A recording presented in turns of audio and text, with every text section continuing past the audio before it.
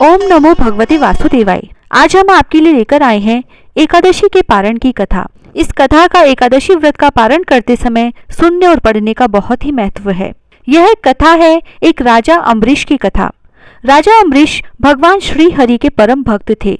वे पृथ्वी के सातों द्वीप, अचल संपत्ति और अतुल ऐश्वर्य के शासक होने पर भी इन्हें सपने के समान समझते थे, क्योंकि वे जानते थे कि जिस धन वैभव के लोभ में पड़कर मनुष्य घोर नरक में जाता है, वह केवल 4 दिन की चांदनी है।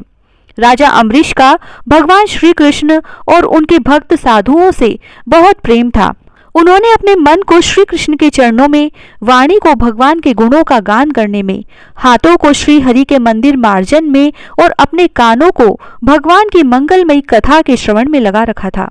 उन्होंने अपने नेत्रों को श्री हरि के विग्रह व मंदिरों के दर्शन में और नासिका को उनके चरण कमलों पर चढ़ी तुलसी की दिव्य गंध में और अपनी जीवा को भगवान के प्रति अर्पित नैवेद्य प्रसाद में संलग्न कर दिया था। और राजा अम्बरीश के पैर भगवान के क्षेत्र आदि की पैदल यात्रा करने में ही लगे रहते थे। वे सिर से भगवान श्री कृष्ण के चरण कमलों की वंदना किया करते थे। इस प्रकार उन्होंने अपने सारे कर्म, यज्ञ, पुरुष, इंद्रियां भगवान के प्रति उन्हें सर्वात्मा एवं सर्व रूप समझकर समर्पित कर दिए थे। और भगवत भक्त ब्राह्मणों की आज्ञा के अनुसार वे इस पृथ्वी का शासन करते थे। उन्होंने बड़ी बड़ी दक्षिणा वाले अनेकों अश्वमेघ यज्ञ करके यज्ञाधिपति भगवान की आराधना की थी। उनकी प्रजा महात्माओं के द्वारा गाए हुए भगवान के उत्तम चरित्रों का बहुत सम्मान करती थी। कभी वह उन्हें बड़े प्रेम से सुनती और कभी उनका गान करती। इस प्रकार उनके राज्य के मनुष्य देवताओं के अत्यंत प्यारे स्वर्ग की इच्छा नहीं करते। इसीलिए राजा अम्बरीश की अनन्य प्रेममयी भक्ति से प्रसन्न होकर भगवान ने उनकी रक्षा के लिए सुदर्शन चक्र को नियुक्त कर दिया था, जो विरोधियों को भयभीत करने वाला एवं भगवत भक्तों की रक्षा करने वाला है। एक बार उन्होंने अपनी पत्नी के साथ भगवान श्री कृष्ण की आराधना करने के लिए 1 वर्ष तक द्वादशी प्रधान एकादशी व्रत करने का नियम ग्रहण किया। व्रत की समाप्ति होने पर कार्तिक महीने में उन्होंने उसके उद्यापन के लिए 3 रात का उपवास किया और यमुना जी में स्नान करके भगवान श्री कृष्ण की पूजा की। और उसके बाद पहले ब्राह्मणों को स्वादिष्ट और अत्यंत गुणकारी भोजन कराकर उन लोगों के घर 60 करोड़ गायें सुसज्जित करके भेज दी। जब ब्राह्मणों को सब कुछ मिल चुका, तब राजा ने उन लोगों से आज्ञा लेकर व्रत का पारण करने की तैयारी की। उसी समय श्राप और वरदान देने में समर्थ स्वयं दुर्वासा जी भी उनके यहाँ अतिथि के रूप में पधारे। राजा अम्बरीश उन्हें देखते ही उठकर खड़े हो गए और आसन देकर बैठाया और विविध सामग्रियों से उनके चरणों में प्रणाम करके भोजन के लिए प्रार्थना की। दुर्वासा जी ने राजा अम्बरीश की प्रार्थना स्वीकार कर ली और इसके बाद आवश्यक कर्मों से निवृत्त होने के लिए वे नदी तट पर चले गए। वे ब्रह्मा का ध्यान करते हुए यमुना के पवित्र जल में स्नान करने लगे। इधर द्वादशी केवल घड़ी भर की शेष रह गई थी। थोड़ी ही देर में त्रयोदशी तिथि होने वाली थी और पारण प्रदोष लगने से पहले द्वादशी तिथि में ही करना होता है। दुर्वासा ऋषि को ये बात पता थी, फिर भी वो लेट हो रहे थे। तब अम्बरीश ने धर्म संकट में पड़कर ब्राह्मणों के साथ परामर्श किया। उन्होंने कहा, ब्राह्मण देवताओं, ब्राह्मण को या अतिथि को बिना भोजन कराए स्वयं खा लेना और द्वादशी रहते पारण न करना दोनों ही दोष है। इसीलिए इस समय जैसा करने से मेरी भलाई हो और मुझे पाप न लगे, ऐसा काम करना चाहिए। तब ब्राह्मणों ने विचार करके ऐसा कहा कि श्रुतियों में ऐसा कहा गया है कि जल पी लेना भोजन करना भी है और नहीं भी करना है। इसीलिए इस समय केवल जल से पारण कर लेना चाहिए। तो हे राजन, अगर आप ठाकुर जी के चरणामृत का ग्रहण कर लेंगे तो आतिथ्य का अपमान भी नहीं होगा और आपके पारण की प्रक्रिया भी पूरी हो जाएगी। तब राजा अम्बरीश ने ऐसा निश्चय करके मन ही मन भगवान का चिंतन करते हुए चरणामृत ग्रहण कर लिया और फिर दुर्वासा जी के आने की बाट जोहने लगे। दुर्वासा जी आवश्यक कर्मों से निवृत्त होकर यमुना तट से लौट आए। जब राजा ने आगे बढ़कर उनका अभिनंदन किया, तब उन्होंने अनुमान से ही समझ लिया कि राजा ने पारण कर लिया है। उस समय दुर्वासा जी बहुत भूखे थे। वे क्रोध से थर थर कांपने लगे। उन्होंने हाथ जोड़कर खड़े अम्बरीश से डांटकर कहा, अहो देखो तो सही, यह कितना क्रूर है। यह धन के मद में मतवाला हो रहा है। भगवान की भक्ति तो इसे छू तक नहीं गई है। यह अपने को बड़ा समर्थ मानता है और आज इसने धर्म का उल्लंघन करके बड़ा अन्याय किया है। मैं इसका अतिथि होकर आया हूँ, किंतु फिर भी मुझे खिलाए बिना ही इसने खा लिया है। अच्छा देख, तुझे अभी इसका फल चखाता हूँ।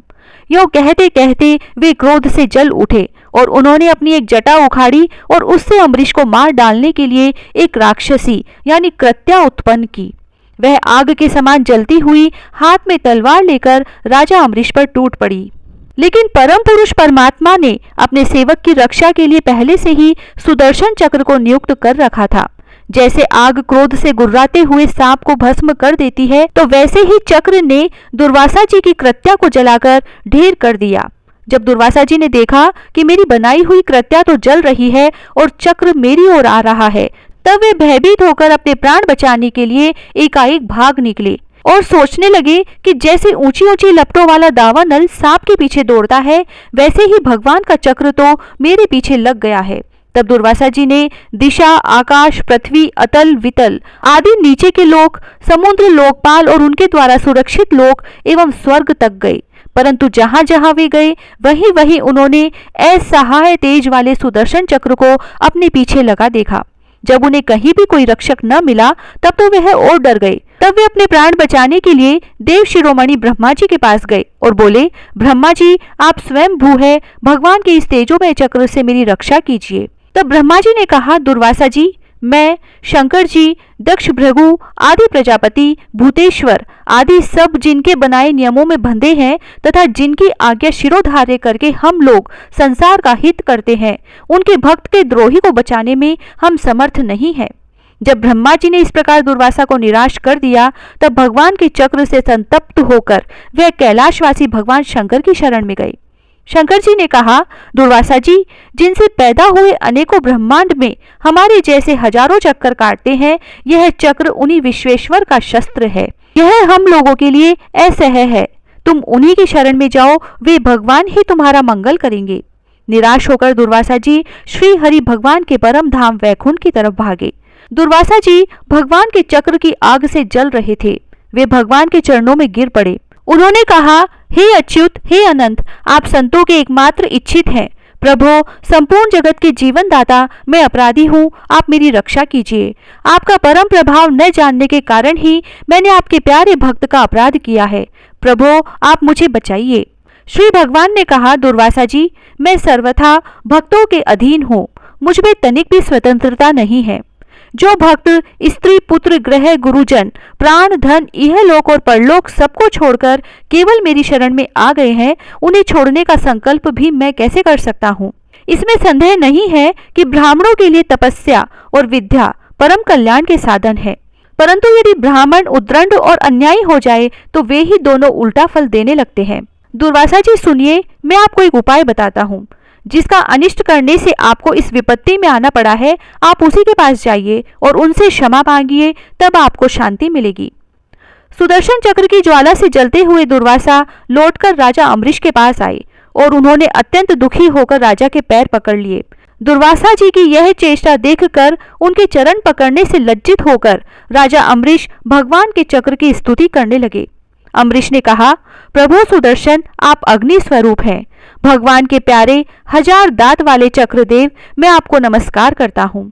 समस्त अस्त्र शस्त्रों को नष्ट कर देने वाले एवं पृथ्वी के रक्षक, आप इन ब्राह्मण की रक्षा कीजिए।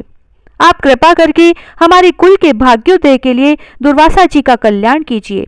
हमारे ऊपर यह आपका महान अनुग्रह होगा। यदि मैंने कुछ भी दान किया हो, यज्ञ किया हो अथवा अपने धर्म का पालन किया हो, यदि हमारे वंश के लोग ब्राह्मणों को ही अपना आराध्य देव समझते रहे हों, तो दुर्वासा जी की जलन मिट जाए।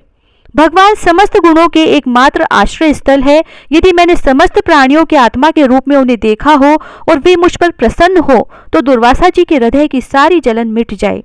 जब राजा अम्बरीश ने दुर्वासा जी को सब ओर से जलाने वाले भगवान के सुदर्शन चक्र की इस प्रकार स्तुति की, तब उनकी प्रार्थना से चक्र शांत हो गया। जब दुर्वासा चक्र की आग से मुक्त हो गए और उनका चित्त स्वस्थ हो गया, तब वे राजा अम्बरीश को अनेकानेक उत्तम आशीर्वाद देते हुए उनकी प्रशंसा करने लगे। दुर्वासा जी ने कहा, धन्य है, आज मैंने भगवान के प्रेमी भक्तों का महत्व देखा। राजन, मैंने आपका अपराध किया, फिर भी आप मेरे लिए मंगल कामना ही कर रहे हैं। महाराज अम्बरीश, आपका हृदय करुणा भव से परिपूर्ण है। आपने मेरे ऊपर महान अनुग्रह किया। अहो, आपने मेरे अपराध भुलाकर मेरी रक्षा की है। जब से दुर्वासा जी चक्र से जीवन रक्षा के लिए भाग रहे थे, तब से राजा अम्बरीश ने भोजन नहीं किया था। वे दुर्वासा जी के लौटने का इंतजार कर रहे थे। अब उन्होंने दुर्वासा जी के चरण पकड़ लिए और उन्हें प्रसन्न करके विधि पूर्वक भोजन कराया। दुर्वासा जी ने बहुत ही संतुष्ट होकर राजा अम्बरीश के गुणों की प्रशंसा की और उसके बाद उनसे अनुमति लेकर आकाश मार्ग से प्रस्थान किया। जब सुदर्शन चक्र से भयभीत होकर दुर्वासा जी भाग रहे थे, तब से लेकर उनके लौटने तक 1 वर्ष का समय बीत गया था।